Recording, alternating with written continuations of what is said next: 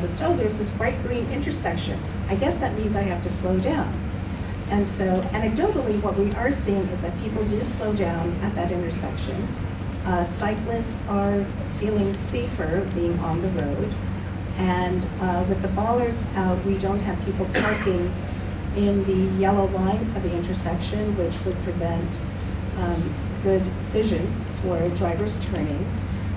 We also have our law enforcement enforcing with more parking tickets as well. So that has proven to be a success, and Red Bank is going ahead to make the changes permanent and update the mural, because that was temporary paint and it looks really ugly right now. What this has led me to become more involved in is Complete Streets for All. So I took a Complete Streets course and I've been trained, and now I look and I analyze the sidewalks everywhere we go, and I take a walk into Borough and say, these sidewalks over here need to be fixed, and it's not safe for all users of the road. And through our advocacy, through our green team, we are making changes. The bank has received Safe Routes to School silver certification. So we do have, we do want to make our roads safe for the kids to walk to school. We do have a traffic circulation study that's coming into effect. So as we make changes throughout town with the traffic circulation study, we can make sure that we have make our roads safer for pedestrians and cyclists. That's it. So that's a great story. Practical urbanism actually is something I would suggest that everybody search online. It's also known as guerrilla urbanism. Sometimes you see some real creative painted things and obstacles in the middle of the street in certain cities to calm traffic. And I love that you were doing walkability audits through the city. So getting out there, getting on your feet, as Rick mentioned too, taking a walk with city leaders. Thanks, Nancy. Ben Lucarelli. Hey, good morning, everybody. How are we doing? Good. I'm Mayor Ben Lucarelli, the Borough of Fairhaven. I am an avid cyclist, and I'm an advocate for Complete Streets. My journey with this began about 8 years ago. The Monmouth County announced that they were going to pave 2 county roads in the peninsula area of Rumson, Fairhaven, which is connected to Red Bank and Little Silver. With that, I got together with the Two River Council mayors, which Mayor Anthony Talrico is also a member of, and we discussed moving forward with making a demand for bike lanes on the newly paved roads. After all, Fairhaven had a complete streets policy. Rumson had a complete streets policy. Monmouth County had a complete streets policy. The state of New Jersey had a complete streets policy. We have all the policies. Let's do it. Then the fight ensued. And there were meetings, there were shouting matches, and the shouting matches came down with a freeholder, an assemblyman, a senator, and the county engineer. And I'd already been down to DC. I had met with Secretary of Transportation Anthony Fox.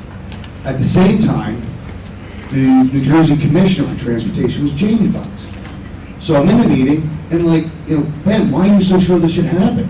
And I said, well, Secretary Fox says places matter, and this is what we should do.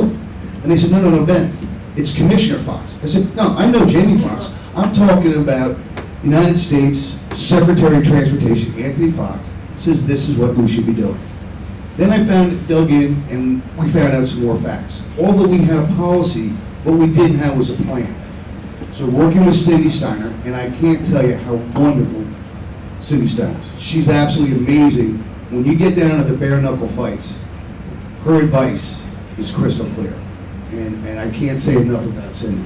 So it was pointed out to us, we don't have an active transportation plan. Through Cindy, we went to the New Jersey DOT.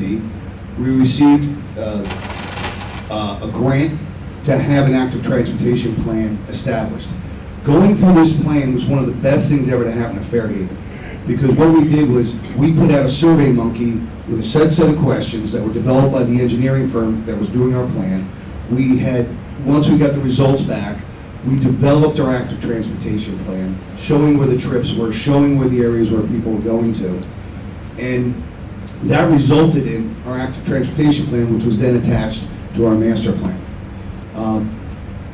So that's where we are now, and we're about to repave River Road, which is a county road, and the active transportation plan will be implemented on River Road to the best of the ability. So it was a long, drawn-out battle. We got it accomplished. There is now a bike lane from the Red Bank border going down Harding Road, which then turns into Ridge Road, which then switches over at Buena Vista and goes to Rumson Road, and then goes all the way down to Seabright, which then connects with Seabright, which eventually will get all the way down Asbury Park. Okay? And Anthony's going to talk about interconnecting all of that in a little bit. What I also want to say, the message you can bring back to your politicians, your mayors, and your council people. Fairhaven, when I became mayor, was a town that had an assessed valuation of $1.4 billion. Okay? We've got a good school system, and our kids bike to school. Because of the bike lanes, because of the notoriety it achieved, and the changeover in housing, we've increased our assessed valuation of the borough from $1.4 billion to over $1.8 billion. In 8 years, the value of our homes has gone up 30%. Right? This has had a tremendous impact upon our tax rate, our taxability, and our credit rating. We're a AA plus credit rated. If we were bigger and we didn't have the New Jersey state liabilities for pension and benefits, we'd be a AAA entity. The sense of community and the increase of the utilization of roads for individuals not using vehicles is amazing. Not only that, when you shrink the cartway from 12 feet to 11 feet, my police officers were very active. Fairhaven has a reputation for writing tickets to mothers doing 30 to 25 on Mother's Day. We cultivate that. It keeps the bad guys out. That being said, when we put the bike lanes in and we shrunk the cartway, the amount of speeding tickets we issued dropped by 20%. People slowed down, and it has remained that way. And it's really amazing when you go out on a Saturday morning, you're riding a bike, and you see young individuals out on bicycles. I've seen mom, dad, 3 kids, and grandpa riding in a line. It is a way of life, and it's a way of life that's highly desirable by the new people who are moving into the towns in Fairhaven with young children. And this is really a way to define a community and ensure prosperity. Thanks, Ben. I'd like to point out that we have a really nice difference among us from cities, dense cities like Asbury Park and Red Bank, and then contrasting with Fairhaven. So I'm assuming that most of you here are all activists and you're here to learn. You all are looking for ways to make improvements in your own cities/towns. So I just think it's great that we have this opportunity to hear from people who are representing different kinds of living situations in New Jersey. And so Anthony, carry on with Eatontown. Thank you. So my name is Anthony Tallarico, the mayor of the borough of Eatontown. And Eatontown has been successful in complete streets because it was the volunteers that did it, not me or the elected officials. What happened? In October of 2017, the borough was reviewing its master plan, the planning board, and a few members of the planning board decided to have meeting sessions with all the different borough committees, department heads, and it lasted too many months, but it went on 4, 5, 6 months of nightly meetings. And what they noticed were some common themes. The Shade Tree Commission wanted walkways through the Arboretum. The Beautify Committee wanted to have clean avenues for people to visit. The Historical Committee wanted walking trails through our historic area.